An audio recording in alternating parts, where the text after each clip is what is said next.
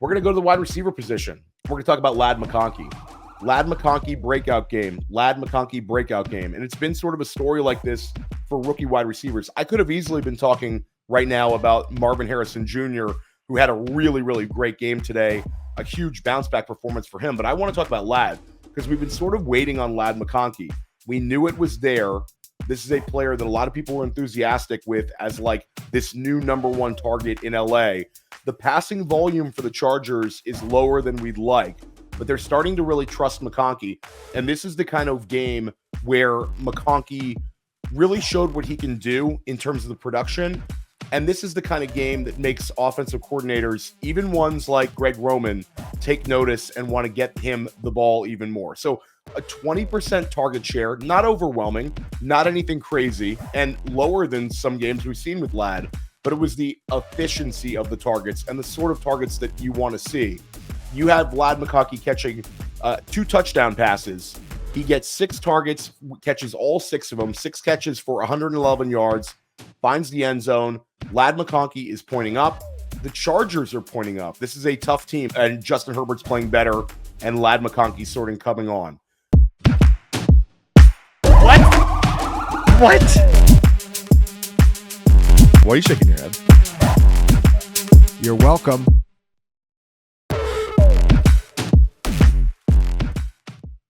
This was an awesome week for fantasy football. We have a ton to go through, and I'm going to get you everything you need to know heading into Monday. The first big fantasy football reaction from this week started out on Thursday, and it wasn't exactly what we thought it was going to be. Everyone in the fantasy football world was sort of anticipating the big Cooper Kupp comeback game, and Cooper Kupp played well. Cooper Kupp even caught a touchdown pass, but the big takeaway this week was Puka Nacua. Puka Nacua is officially back, and this is one sort of out of nowhere. We weren't even sure he was going to play, but instead, Puka comes back, target magnet, 9 targets, 7 catches, 106 yards, 15.1 yards per reception, and a 26% target share. When you combine Puka Nacua with Cooper Kupp and Kyren Williams, the Rams have a completely different outlook going forward. They started out slow last year and ended up becoming a playoff team. They beat the Minnesota Vikings at home on Thursday night. Everything for LA is pointing upwards right now. The other big fantasy takeaway, we're going to go to Sunday's games, and it's Jameis Winston. Jameis Winston shows incredible signs of life. This was like night and day from what we saw in the Deshaun Watson era. Jameis passes for 3 touchdowns on 334 passing yards. Deshaun Watson had 0 300-yard passing games as a Cleveland Brown. Jameis Winston does it his first start. This was a massive, massive performance. And we've got to know about a couple of these Cleveland Browns that are being affected by this increased passing game. You get Cedric Tillman and David Njoku. And last week we talked about David Njoku. David Njoku looks like a guy who is a potential top 5 tight end for the rest of the way. He has 28 targets over his last 3 games played. Now, last week we saw Cedric Tillman stepping into the Amari Cooper role. And that was one where certain people were really kind of like cautious with that one. That could have been a 1-week wonder type thing, but it's not. Cedric Tillman actually played better this week with Jameis Winston. David Njoku catches 1 touchdown, but Cedric Tillman catches 2. 7 catches for 99 yards and 2 touchdowns. This is a second-year player, was a 3rd-round pick out of Tennessee, day 2 draft capital, 21 targets over the past 2 weeks. He's in our lineup, and if he's available in your league, he's going to be one of the biggest waiver wire additions this week. Those 2 guys and Jameis Winston, a lot going on in Cleveland. Third big reaction I have from this past week was anybody who watched this video here at Fantasy Points last week saw that I was a little bit worried about DeVonta Smith. And DeVonta Smith had a major bounce back week. 6 catches for 85 yards and a touchdown. And this is one where the 7 targets he had is nothing like legendary for DeVonta Smith. We've seen plenty times in his career him put up a large target total. But the passing volume in Philly was very low today. So his 7 targets was actually a 37% target share. DeVonta Smith, we were worried about him for 2 weeks. Now it looks like DeVonta Smith is back. He caught a big touchdown. Everybody's happy again with DeVonta Smith. And DeVonta Smith, fantasy managers who were worried, go ahead, start him rest of the way. He's a stud. And why was the passing volume so low? It's low every week in Philly. But one of the reasons the passing volume was even lower was the success of the running game. And I'm not talking about Saquon Barkley this week. I'm talking about Jalen Hurts. Jalen Hurts had 3 rushing touchdowns. He's the first quarterback to do this since Jalen Hurts. And Jalen Hurts, three rushing touchdowns, adds the passing touchdown. The Eagles blow out the Cincinnati Bengals. Jalen Hurts had his highest scoring output of the year. Depending on your scoring, he's putting up something like a 35-pointer. Incredible week for Jalen Hurts. Big-time performance. And Saquon Barkley managers, this was a frustrating one for you because Saquon Barkley gave you 108 rushing yards, but 3 touchdowns go to Jalen Hurts. The next big reaction for me, a possible Sam LaPorta bounce-back game. And we're going to tread lightly with this one because Sam LaPorta has been very disappointing this season, but this was a big performance for him and even bigger than what the box score shows. He had 6 catches for 48 yards and a touchdown.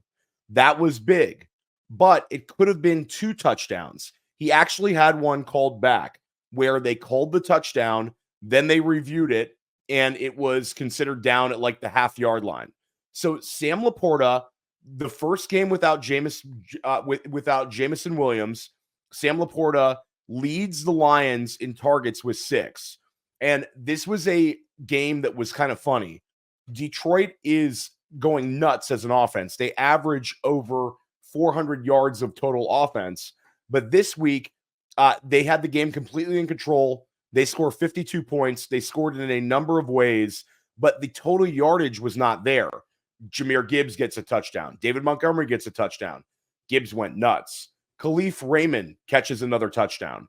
You had the random touchdown go to Brock Wright, and Amon-Ra St. Brown gets a touchdown. So they were incredibly efficient, but we had Sam LaPorta leading them in targets with 6. That was a 33% target share. So Sam LaPorta could be back here.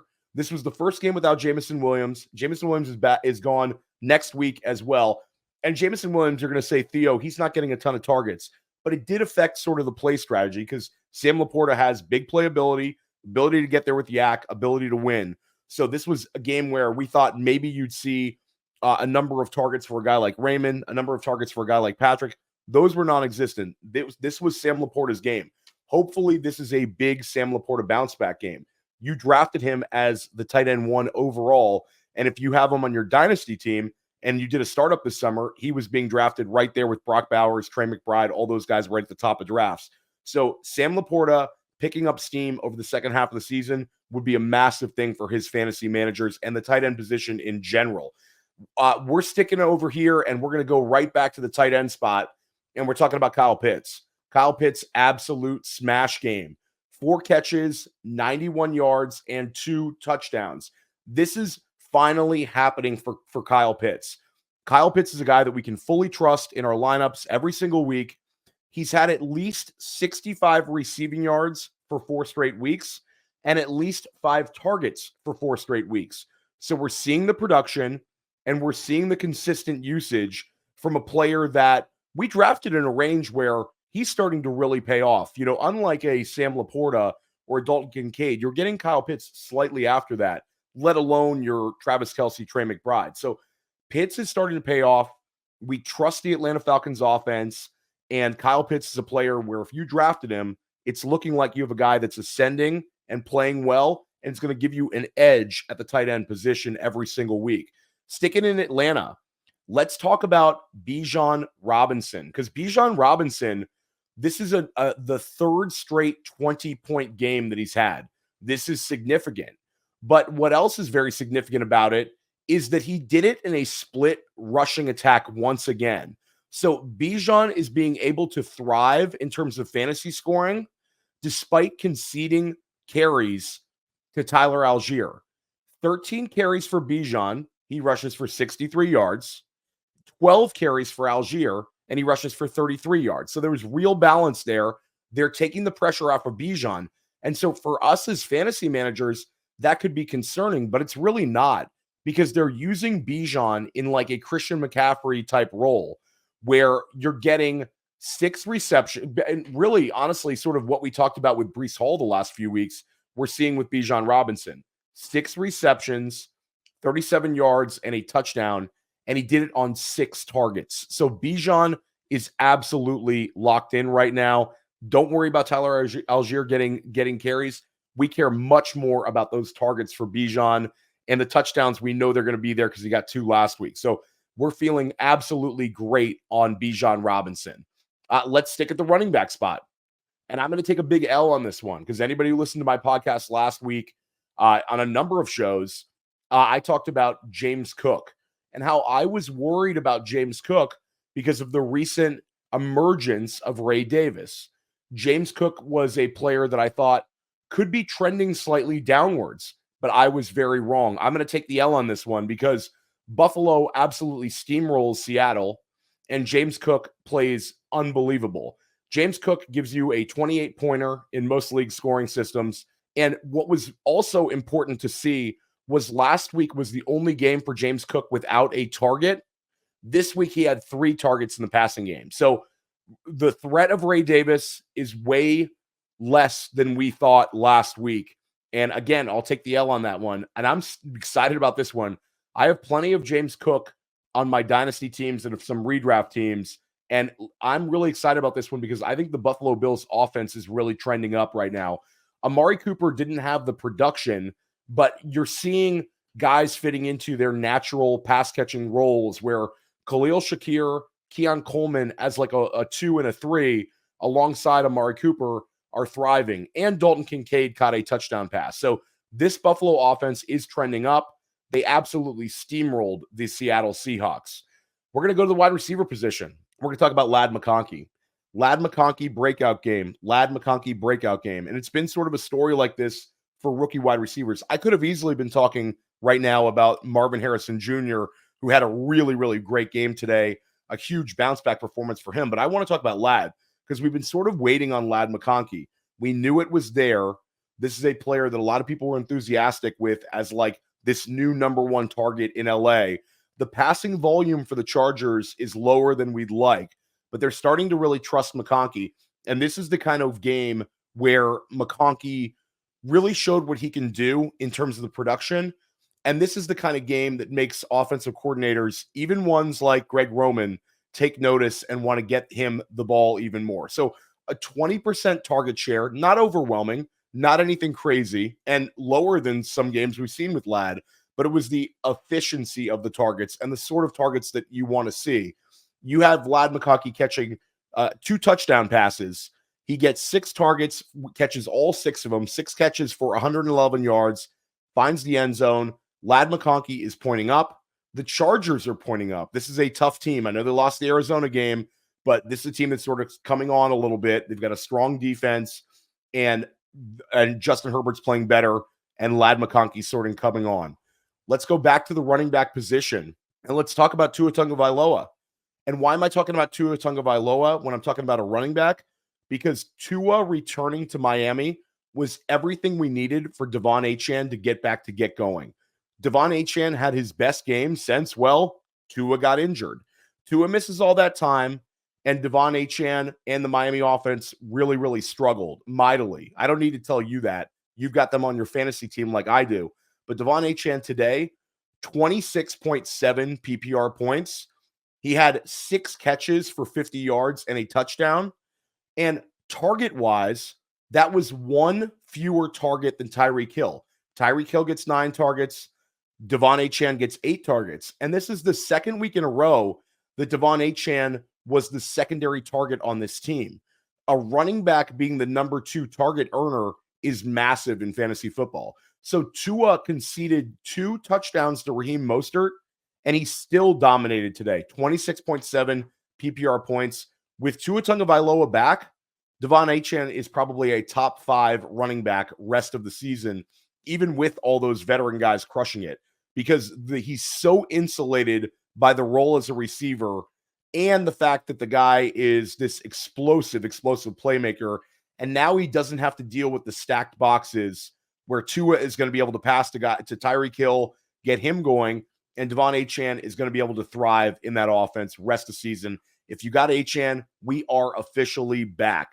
Let's talk about Indianapolis. And Indianapolis lost. Anthony Richardson still struggled, but this is an offense that we're starting to have clarity with. Jonathan Taylor came back, and Jonathan Taylor looked like he didn't miss a beat. It wasn't like a force back where the guy looked slow out the gate. This was like Jonathan Taylor looking like Jonathan Taylor. 21 touches, 105 rushing yards, and he scored a touchdown. Didn't miss a beat. If you have Jonathan Taylor, be excited. You've got him back. He is going to give you RB1 production every week that he is healthy. And then we got to go to the wide receiver room. And this is one where they're starting to use Josh Downs. And if you drafted Michael Pittman Jr. or you have Michael Pittman Jr. in Dynasty, I'm sorry, but we have a new number 1 wide receiver in Indianapolis, and that's Josh Downs. He out-targeted Michael Pittman 9-6, but the production was not even close. You had Michael Pittman giving you literally no production, and then you had Josh Downs catching a long touchdown and finishing with 4 catches, 109 yards, and a touchdown. And target-wise, he had 9 of them. 9 targets to Michael Pittman 6. So if they're going to use Josh Downs in this way, Josh Downs is going to be a really, really fun start for you rest of the season. Josh Downs is really a stud. Second-year player, was a third-round pick. Again, we're talking about those day 2 and day 1 draft capital wide receivers really starting to emerge. Talked about Cedric Tillman. That's been of late. But we saw Josh Downs do it with Joe Flacco. Now you saw him do it in a game with a lot of Anthony Richardson. So Josh Downs is in our lineup, wide receiver 3 flex. You love that. And the final reaction I have, that we finally saw the Tank Bigsby takeover. And this is one where I've gotten some pushback on this with my enthusiasm for Bigsby, where people will point out and say, you know, this is one where when ETN's going to be gone, you're going to still see a split backfield of some sort. They're not going to use Tank Bigsby in the passing game at all. Well, this was a huge positive step because Tank Bigsby caught 2 passes on 3 targets, which sounds like absolutely nothing. Like, Theo, why are you even talking about this? But that was huge for Tank Bigsby because he ends up, the threat of Dearness Johnson was non-existent. He had 20 touches to Dearness Johnson's 2. This is a lot of people were saying this was going to be a Dearness Johnson game because of the game flow against Green Bay. And 78 rushing yards against Green Bay is solid. Green Bay is only allowing like 115 a game. So this is not some like soft run defense where Bigsby was supposed to run all over him. Like, those are yards he had to earn. 18 carries, 78 yards. And Bigsby's a guy that I think is really starting to emerge. Travis Etienne, we don't know the extent of this injury, how long it's going to go. But when you look at Bigsby, 78 rushing yards this week, 118 the week before. The Chicago game was a complete disaster, but he had 101 against Indianapolis and 90 against Houston. So we've seen 4 out of the last 5 weeks where he's ran very well. And in all but that Chicago game, he's given you at least 4.3 yards per carry. So this is a player that's also had a number of big-time explosive runs as well. So Tank Bigsby, I think, might be in your lineup rest of the season as some sort of a low-end RB2, but that's super helpful. If you had him on your bench and you just picked him up on waivers, I think you've got a starter rest of the way. I'm Theo Gremminger. Look for more videos like this all week long at Fantasy Points. We've got you covered. We're going to help you crush your league this season. And make sure you're tuning in to my podcast with Scott Barrett, School of Scott, dropping right here on Fantasy Points YouTube, or you can get it wherever you subscribe to your podcast. We'll see you soon.